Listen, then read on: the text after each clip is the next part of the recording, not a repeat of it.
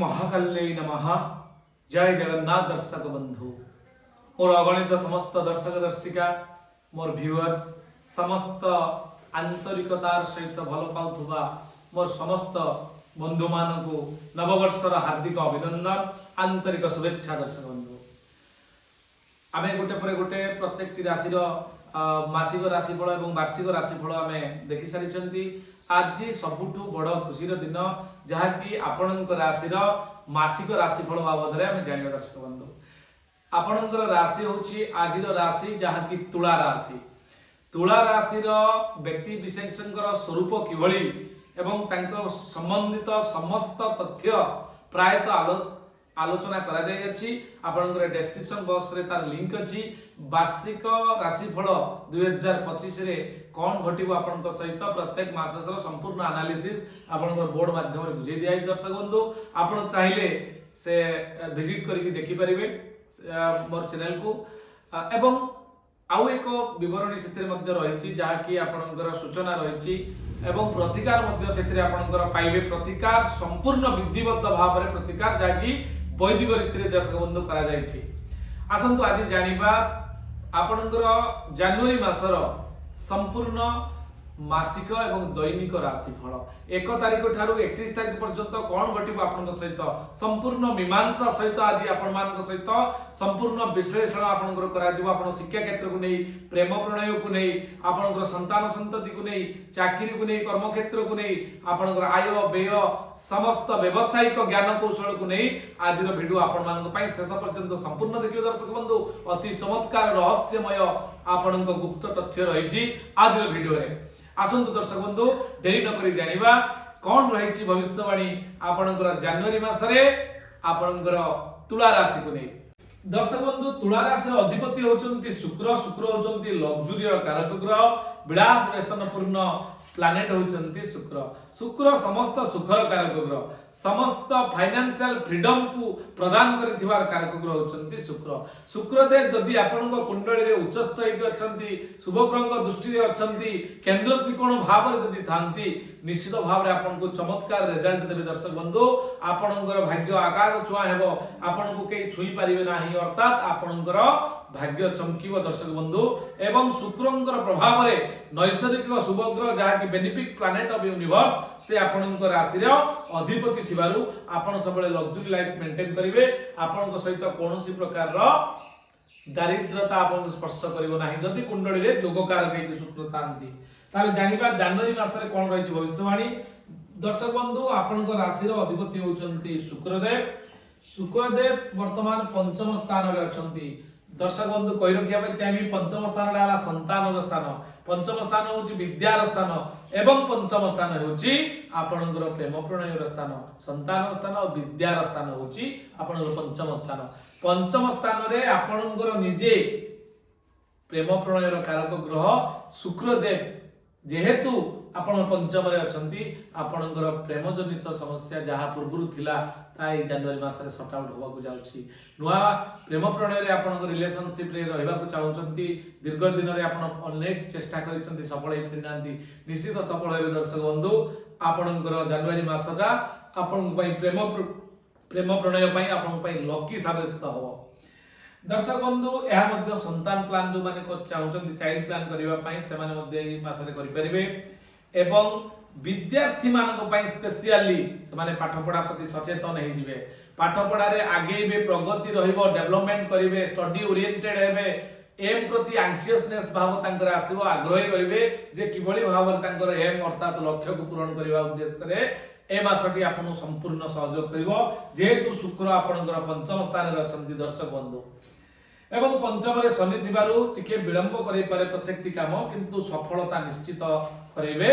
आपनकर जेहेतु शुक्रदेव आपनकर राष्ट्राधिपति एवं अष्टमाधिपति पंचम त्रिकोण भाव रे अछंती एवं शनि मध्ये आपनको खराब फल देबेनी। दर्शक बंधु कारण शनि होचंती आपनकर वर्तमान राशि पई इष्टदेव पंचमाधिपति थिबारु चतुर्थाधिपति केंद्राधिपति एवं पंचमाधिपति होई पंचमाधिपति चतुर्थाधिपति केंद्राधिपति त्रिकोणाधिपति हेले से कुंडली ग्रह को पूर्ण जोगकारी ग्रह बोली कह जाय था। दर्शक बंधु तेणु आपणक कुंडली पूर्ण जोगकारी ग्रह होचंती शनि स्वयं शनिदेव तेणु शनि आपण को कर्मयोगी करेबे कर्म क्षेत्र को नहीं आपनकर ट्रांसफर निश्चित भाव में ट्रांसफर हो पारे जोटा दीर्घ दिन आप चाहूँगी करि नांती हुए तो हो पारे किंबा प्रमोशन हबार संभावना यथेष्ट अधिक अछि काम अटकी रहइबो नै दर्शक बंधु निश्चित भाव में काम आपनकर सफल हेबे आपन जनवरी मास रे यापर किंतु बृहस्पति आपनकर अष्टम रे थिबारु षष्ठाधिपति अष्टम रे तृतीयाधिपति अष्टम रे बुझिबार द्वारा एटी विपरीत राजयोग सृष्टि हेछि दर्शक बंधु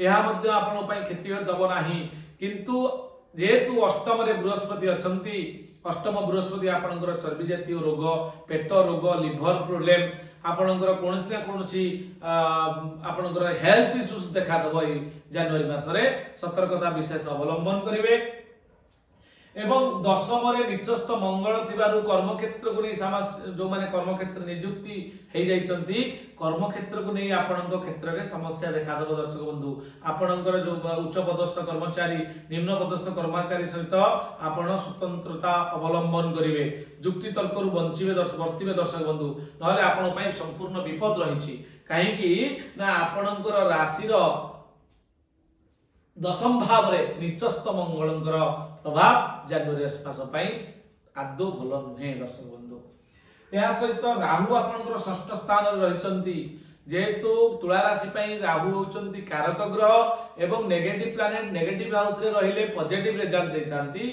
षष्ठ रोग ऋण शत्रु रो स्थान आपन को ऋण जहा भी थिबो आपन को परिशोध करबा को पड़िबो सेति पई एप्लीकेबल हेबे आपन दक्षता संपन्न हेबे ऋण जोडी करिसंती ताको सुजिबार मानसिकता नै पारंती एवं शत्रु दमन मध्य आपन करि पारंती कारण षष्ठ स्थान रे राहु रहिले षष्ठ स्थान होची रोग ऋण शत्रु रो स्थान से स्थान रे जदि राहु रहउचंती आपन शत्रु दमन करिया पई सक्षम हे परिबे दर्शक बंधु ये थिला आपनकर ओवरऑल एनालिसिस जहा की कुंडली को नहीं चंद्र कुंडली को नहीं जोटा कि आपन गोचर फल अनुसार प्लानेटरी मानकर जो माने कंजक्शन आउ ट्रांजिट को नहीं वर्तमान रिजल्ट जहा कि जनवरी मास पई एबे आसंतु दर्शक बंधु आमे जानिबा जनवरी मास रे कोन रहिछि आपनकर भविष्यवाणी 1 तारिख ठारू 31 तारिख पर्यंत संपूर्ण मीमांसा या पर दर्शक बंधु आपन पई रहिछि रिमेडी या कि प्रतिकार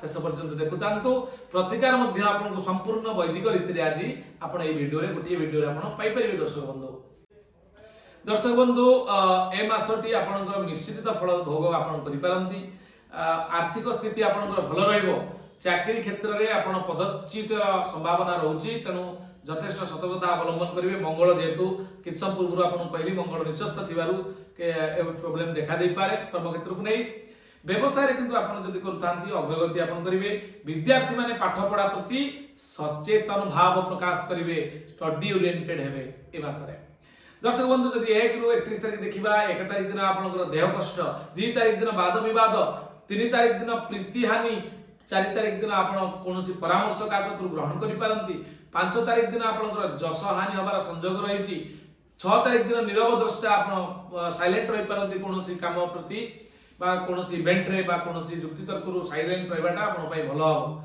आपनकर 7 तारिख दिन आपनकर क्रोध वृद्धि 8 तारिख दिन आत्म बडिमा प्रकाश करिपार प्राउडली आपन काम करि पारंती 9 तारिख दिन आमोद प्रमोद रे आपन व्यस्त रहबे 10 तारिख दिन आपनकर धन क्षय रहि दर्शक बंधु 11 तारिख दिन असंतोष बढ़िबो 12 तारिख दिन परोपकार करि पारंती 13 तारिख दिन परामर्श ग्रहण करिवे 14 तारिख दिन कर्तव्यनिष्ठ हेबे आपनकर 15 तारिख दिन प्रशंसा लाभ करिवे आपनकर 16 तारिख दिन आय योग रहिछि 17 तारिख दिन अर्थ लाभ योग 18 तारिख दिन धन प्राप्ति 19 तारिख दिन प्रतिरोध कोनोसी काम रे ऑब्स्टैकल आसी पारे आपनकर 20 तारिख दिन धन क्षय रहिछि 21 तारिख दिन श्री चंद्र थिबार से दिन आपन पई भलो रे जीवो 22 तारिख दिन सौजन्य 23 तारिख दिन पराधीन आपण अनुभव स्वाधीनता हरे देला बळी अनुभव हबो आपणकर 24 तारिख दिन प्रतीक्षा करि परंतु कोनोसी काम को नै अपेक्षा प्रतीक्षा तितीक्षा करि परंती दर्शक बंधु 25 तारिख दिन आपणकर घात चंद्र यथेष्ट सतर्कता अवलंबन करिवे 25 तारिख दिन